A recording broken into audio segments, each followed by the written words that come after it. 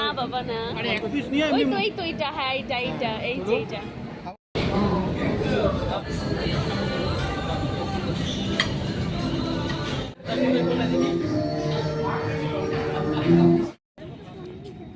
তো এটা ছিল হচ্ছে বিশ্বজিতের অফিস থেকে একটা ট্রিট দিয়েছিল ওর নিজে। তো একটা দাদার ফ্যামিলি গেল, তো ভাবলো যে আমাকেও নিয়ে যাবে, তো ভাবলাম যে যাই, যেহেতু নিয়ে যাচ্ছে। আমাদের প্ল্যান ছিল আজকে ইকো পার্কে ঘুরবো সারাদিন, অ্যান্ড হচ্ছে তারপরে যাব হচ্ছে অ্যাবসোলুট বারবিকিউজে।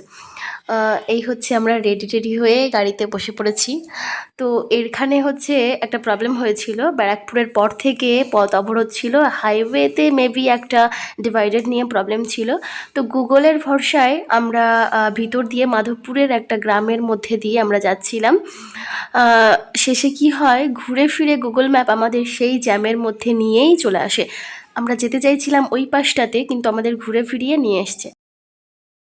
প্রায় 1.5-2 ঘন্টা ঘোরার পরে এই কিছু লোকাল লোকজনকে জিজ্ঞেস করা হলো, অ্যান্ড দেন তারা আমাদেরকে রাস্তা বলে দিল। সেই মতো করে আমরা এখান থেকে বেরিয়ে জাস্ট গেলাম, কোনো রকমে পৌঁছলাম। মাঝখানে একবার তো বিশ্বজিৎ বলেই উঠলো যে না চলো এবার বাড়িই চলে যাব, আর ভাল লাগছে না, মানে গাড়িতে 2 ঘন্টা নাগাদ ঘোরার মানে বুঝতেই পারছো।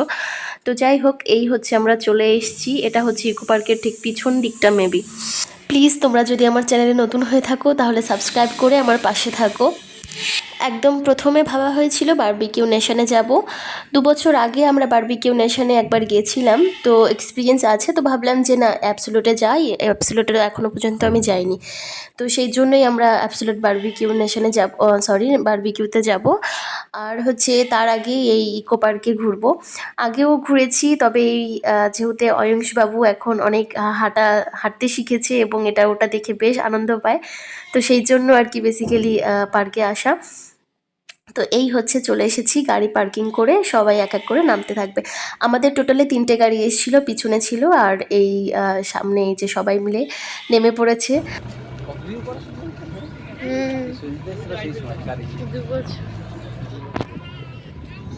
এই গেট এই রাস্তা এই গেটেই এসেছিলাম, গাড়ি পার্কিং করেছিল ওই দিকে।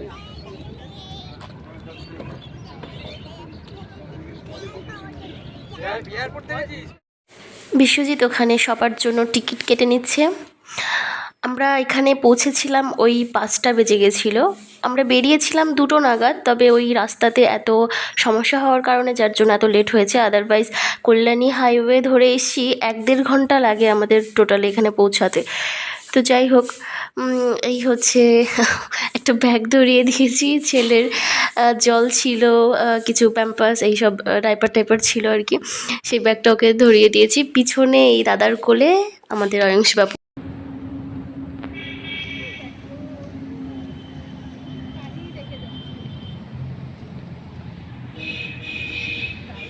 গাড়ি দেখতে খুব ব্যস্ত, গাড়ি দেখতে ভালো লাগছে।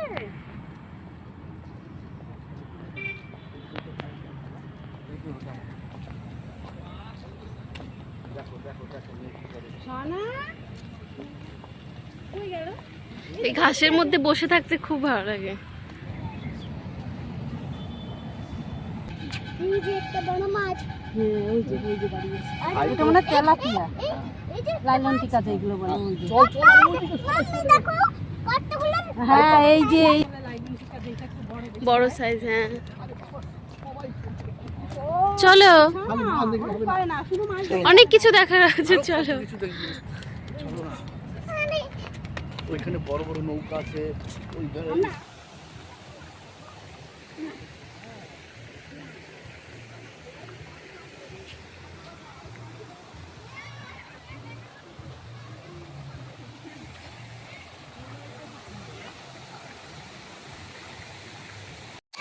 এই এরিয়াটা এত বড়, আমি কোনো দিনই এপাশ থেকে ওই পাশে পুরোপুরি হেঁটে যাইনি।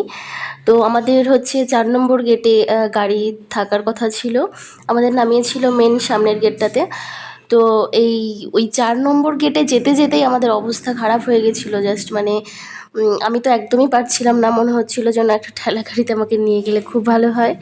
কিন্তু আমাদের অয়িশ বাবু ভীষণ মজা করেছে, আমাদের এখানে আসাটা সাকসেস হয়েছে, মানে খুব মজা করেছে। ও এটা সেটা দেখাচ্ছে বারবার এবং মাঝে মধ্যে বাবার ঘাড়ের মধ্যে বসে মজা করছে। যাই হোক, এই করে করে কিন্তু হাঁটতে হাঁটতে প্রায় সন্ধ্যা হয়ে যায়, মানে 4 নম্বর গেটে আসতে আসতে আমাদের সন্ধ্যা হয়ে যায়। তো যেহেতু আমরা 2 ঘন্টা লেট, তাই আমাদের টাইম ছিল রেস্টুরেন্টে ঢোকার 7টা থেকে 9টা পর্যন্ত, সেখানে চেঞ্জ করে দেওয়া হয় 8টা থেকে 10টা পর্যন্ত। মানে বুফের টাইম ছিল 2 ঘন্টা, আনলিমিটেড খাবার। তো সেই মতোই আমরা গেছিলাম। এখান থেকে একটু পরে ঘোরাঘুরি করে কিছু ফটো টটো তুলে জাস্ট বেরিয়ে গেলাম। বেরোতে গিয়েও এক মুশকিল, মানে কনফিউজড কোন দিকে ঠিক 4 নম্বর গেটটা পড়ছে। এই জায়গাটাতে সন্ধ্যার পরেই কিন্তু ভালো লাগে, এত সুন্দর লাইটিং থাকে। তারপরে একটা জল হয়, মিউজিকের সাথে লাইটের সাথে একটা জলের একটা শো হয়। ওটা ওরা বলেছিল 6টার পরে ছাড়বে, বাট ওটা আমরা 7টা পর্যন্ত ওয়েট করি, তাও ওরা ছাড়ে না। ফাইনালি আমরা ওখান থেকে বেরিয়ে যাই এবং ম্যাপের সাহায্যে। তো এই টাইমটাতে, মানে এই জায়গাটাতে এসে অবস্থা খুব খারাপ হয়ে গেছিলো। যেই গাড়িতে উঠলাম অমনি ঝপঝপ করে বৃষ্টি, মানে একদম পারফেক্ট সময় আমরা গাড়িতে উঠেছি। তো যাই হোক, এখান থেকে তো বেশি সময় লাগেনি, 10-15 মিনিট লেগেছিল। চলে এসেছিলাম আমরা এখানে একদম এই রেস্টুরেন্টের সামনে, অ্যাবসোলিউট বারবিকিউ। আমাদের ছিল 899-এর একটা টিকিট, মানে যেটা 899 টাকার একটা বুফের টিকিট। বাচ্চাদেরটা হচ্ছে 399 টাকা। আর তো এই হচ্ছে আমাকে নিয়ে আসা নাকি লস হয়েছে, মানে আমার মিস্টার বলছে যে তোমাকে নিয়ে আসা জাস্ট আমার লস হয়েছে। তো আমি বললাম আমি তো আসতে চাইনি, তোমরাই আমাকে রিকোয়েস্ট করেছো আসার জন্য। তো যাই হোক, ফাইনালি এখানে চলে আসলাম। এখানকার গোলাপ জামুনের জন্য আমি বেসিক্যালি বললাম যে না, আমি খাবার দাবারের জন্য খুব একটা আসিনি, তবে ওই এক বাটি গোলাপ জামুন আমি খাবো, সেই জন্যই এসেছি এখানে। তো এখানে আমাদের মতো মানুষদের নিয়ে যাওয়া কিন্তু একদমই লস, মানে একদম লস। তো যদি কেউ বুফে খেতে আসো তাহলে অবশ্যই এমন কাউকে নিয়ে আসবে যাতে তোমার ওই 900 টাকা, মানে 899 টাকাটা একদম জলে না যায়। তো ভাবলাম যে ছেলে এইসব দেখে হয়তো খুব মজা পাবে। ও আসলেই ও বাইরে বেরোলে খুব মজা করে, লাইট দেখলে বা একটু বাইরের পরিবেশে আসলেও ভীষণ মজা করে। তো ও ঘুমিয়ে পড়েছে গাড়ির মধ্যে, যেই উঠেছি অমনি একটুখানি ঝাঁকুনিতে ঘুমিয়ে পড়লো জাস্ট। তো ও ঠিক আছে, কোনো ব্যাপার না, খাবারের গন্ধে ও এমনি উঠে যাবে। ওখানে মিউজিক চলবে, প্লাস হচ্ছে এত কথা হবে যে এমনি উঠে যাবে, কোনো চিন্তা নেই সেই নিয়ে। তো সামনে যে দাদারা আছে ওরা সব ফটো টটো তুলছিল। এই অলিভদার একটা ইউটিউব চ্যানেল আছে, পরে আমি নামটা বলবো, ঠিক মনে পড়ছে না, মেবি অলিভদার নাম দিয়েই চ্যানেলটা রয়েছে, একটা ব্লগের চ্যানেল। তো এই হচ্ছে সামনের রেস্টুরেন্টের অ্যাবসোলিউট বারবিকিউর সামনেটা। আমি নেশনে গেছিলাম, সেখানকার এক্সপিরিয়েন্সও খুব ভালো, খাবার দাবার একদম ফ্রেশ ছিল। অ্যান্ড দেন এখানে আসলাম, তো দেখা যাক খাবার দাবারের কোয়ালিটি কীরকম হয়, কতটা ফ্রেশ থাকে। ভেবেছি যে যদি খাবার দাবারটা সব ঠিকঠাক থাকে তাহলে ছেলেকে একটুখানি ফ্রেশ থাকে তাহলে ছেলেকে একটুখানি খাওয়াবো। তো দেখা যাক খাওয়াতে পারি কি না পারি। আমরা ঢুকতে ঢুকতে জিজ্ঞেস করছিলাম দাদাদেরকে এখানে নাকি অক্টোপাস পাওয়া যায় খাবার জন্য। তো ওই সামনে যে অলিভদাটা ভাই এরা ছিল, ওরা বলছিল যে অক্টোপাস খাবে। তো আমরা এই অক্টোপাসটাকে খুঁজছিলাম বারবিকিউ নেশনে, ওখানে ছিল না। দেখা যাক এখানে আছে কি না, লাস্ট পর্যন্ত কি হয়। প্রথমে তো ওরা দেবে না, বলেছিল যে একদম লাস্টের দিকে ওরা দেবে সেটাকে। তো মেন এখানে কিন্তু বারবিকিউ, যেটা চিকেন বারবিকিউ, ফ্রুটস বারবিকিউ, সব কিছু মানে মাশরুম, ভেজিটেবল সব কিছু ওরা বারবিকিউ করে দেয়। যাও যাও।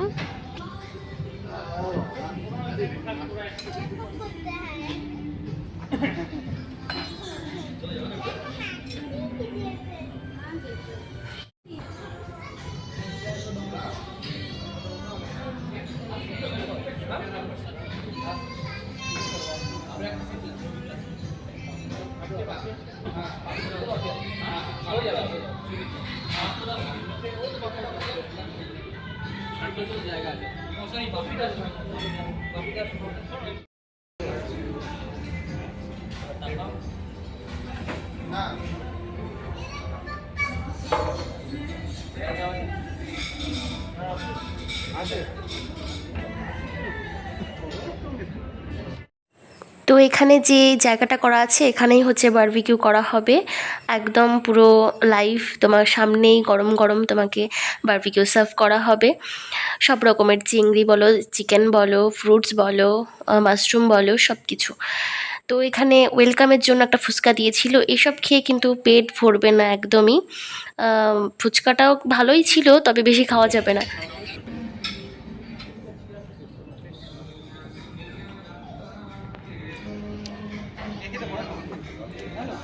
কেমন ফুচকাটা? আরে এগুলো ওই ফুচকা পাপড় পাপড় ভাজা বাড়িতে কিনে নিয়ে যায়, কাস্টমাররা পাওয়া যায়।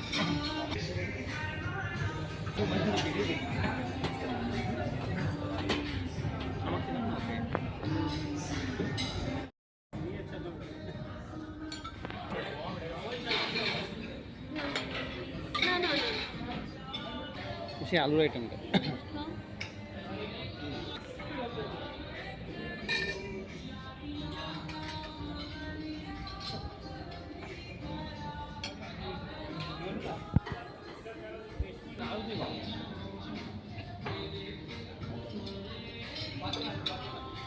কেমন টেস্ট? সে আলুর আইটেমটা না।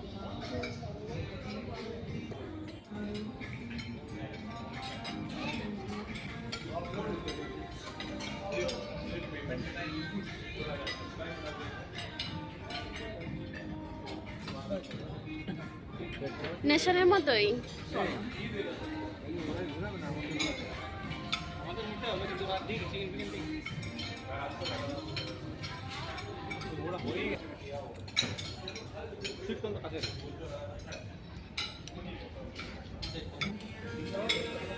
চিকেন না? হ্যাঁ, তোমার ফেভারিট আইটেম।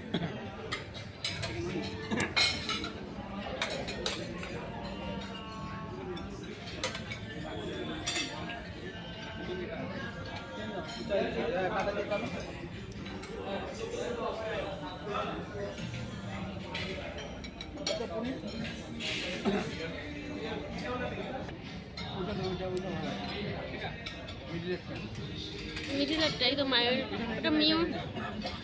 ওই পাশেরটা দাও, ওই পাশেরটা দাও, ওই পাশেরটা।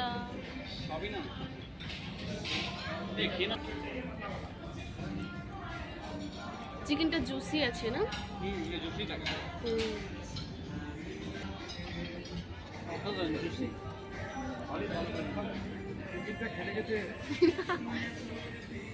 চিকেনটা কেমন?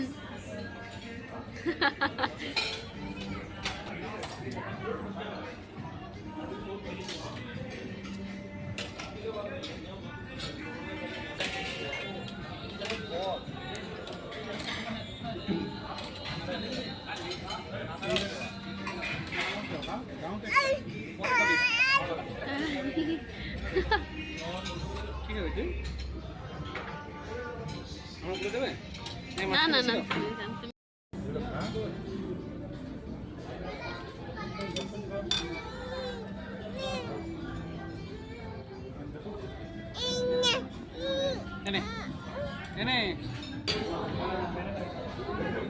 ঝাল খাচ্ছিস কি হবে?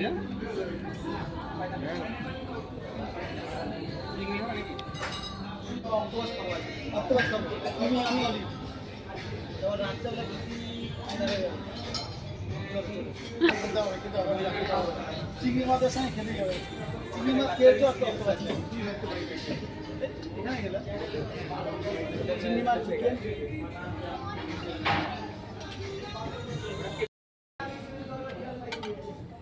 নাও ওখান থেকে নাও একটা।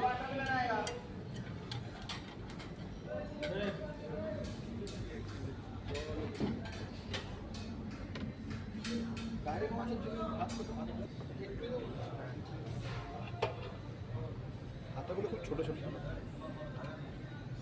এদিকে নিয়ে আসো। লজ্জা পেলে হবে না, এখানে মন ভরে খেতে হবে।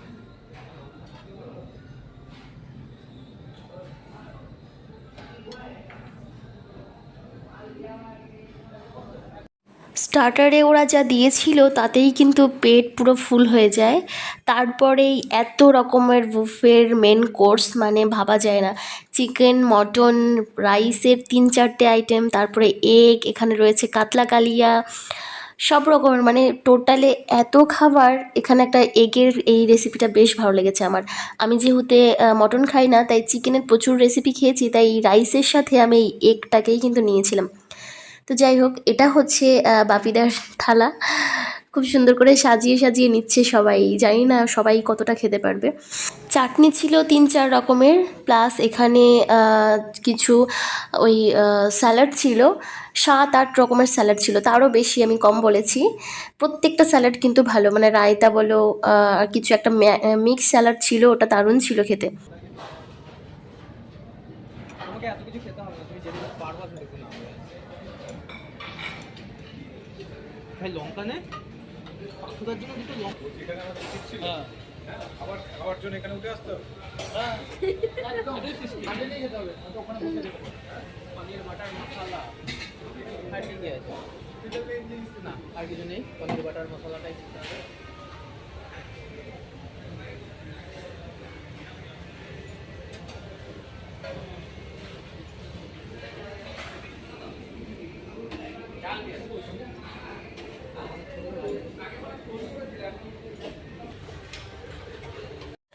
তো আমি রাইসে খুব বেশি একটা কিছু নেইনি, তবে এখানে যে ভেজ বিরিয়ানিটা ছিল জাস্ট টু গুড, মানে এত সুন্দর ছিল ভেজ বিরিয়ানিটা, মানে মনেই হচ্ছিল না যে ওটা ভেজ বিরিয়ানি, মনে হচ্ছিল যেন চিকেন বিরিয়ানি। তো ওটা আমি 3-4 বার প্রায় নিয়েছি। তো যাই হোক, যতটা ভেবেছিলাম যে একদমই খেতে পারবো না, কিন্তু তার থেকেও একটু বেশিই খেয়েছি, ভাবনার থেকে একটু বেশি খেয়েছি। তো যাই হোক, এখানে পাওভাজি ছিল, আর এই যে মটন, যারা মটন ভালোবাসে তাদের জন্য কিন্তু এই বুফেটা মানে জাস্ট পারফেক্ট। মানে মটন ইচ্ছা মতো খাও, ভাবা যায়। মানে যারা মটন খেতে ভালোবাসো তারা অবশ্যই কমেন্টে জানাও যে তোমরা যেতে চাও কি না। এই হচ্ছে নবীনদা, ভীষণ মজা করেছি আমরা সবাই মিলে, হই হুল্লোড় করে। দিনটা জাস্ট ভালো কেটেছে, মানে খুব ভালো কেটেছে। তো এই হচ্ছে ডেজার্টের জায়গা। এত রকমের পেস্ট্রি ছিল, এত সুন্দর সুন্দর মিষ্টি ছিল, আমার চোখ শুধু ওই গোলাপ জামুনের মধ্যে। গোলাপ জামুনটা জাস্ট মানে কোনোটার সাথে মেশে না, কোনোটার সাথে না, সব থেকে আলাদা। মানে আমি জলাযোগ বলো বা রাধা গোবিন্দ, আমি অনেক জায়গা থেকে গোলাপ জামুন খেয়েছি, যেহেতু খুব ভালোবাসি গোলাপ জামুন খেতে, তো অনেক জায়গা থেকে খেয়েছি, বাট এই গোলাপ জামুনের সাথে কোনোটার তুলনা হয় না। মানে যতবার আমি আসবো শুধু এই গোলাপ জামুনের জন্য। তো যাই হোক, এখানে এত রকমের মিষ্টি আছে, যারা মিষ্টি খেতে ভালোবাসো না তাদের জন্যও কিন্তু এটা একদম পারফেক্ট জায়গা। পায়েস থেকে শুরু করে বিভিন্ন রকমের সিন্নি, তারপরে হচ্ছে কেক, জিলেপি, তারপরে এখানে কিছু ফ্রুটস রাখা ছিল, আর এখানে ছিল একটা ফ্রেশ জেলি, যেটার কোনো স্বাদ নেই, মানে জলের মতো জাস্ট। তো যাই হোক, এই খাওয়া দাওয়া শেষ, আমার প্রায় শেষ। তারপরে এই ওয়াশরুমে আসলাম, ভাবলাম একটুখানি নিজেকে দেখাই।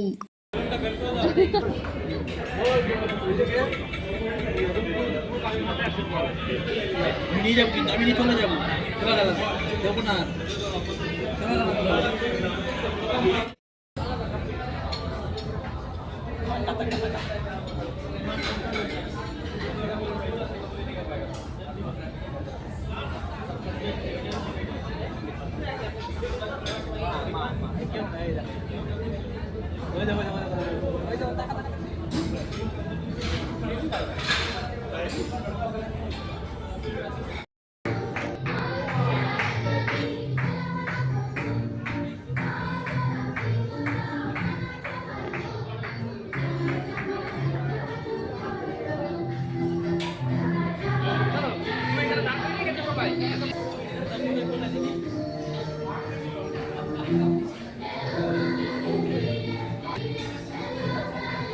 আর হ্যাঁ, এখানে একটা স্পেশাল জিনিস আছে, সেটা হচ্ছে যদি তোমার বার্থডে থাকে তাহলে কিন্তু ওরা একটা কেক দেবে, প্লাস সুন্দরভাবে সেলিব্রেট করবে।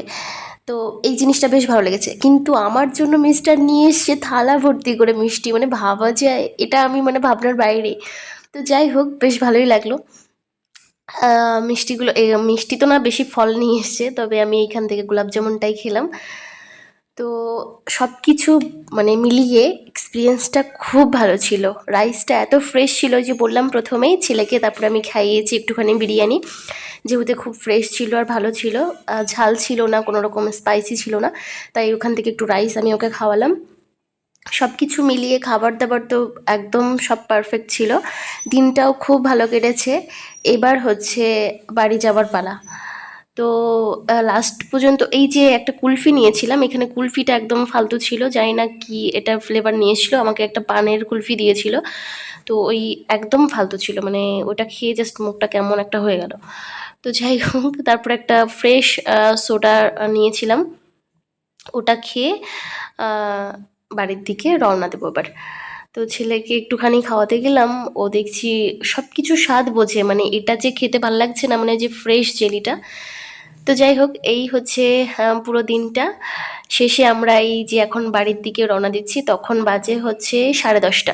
রাতের কলকাতা ভীষণ ব্যস্ত, সেই জন্য বাড়ি যেতে যেতে প্রায় 11:30 12টা বেজে গেছিলো। আজকে এই পর্যন্তই, দেখা হচ্ছে নতুন আর একটা ব্লগে।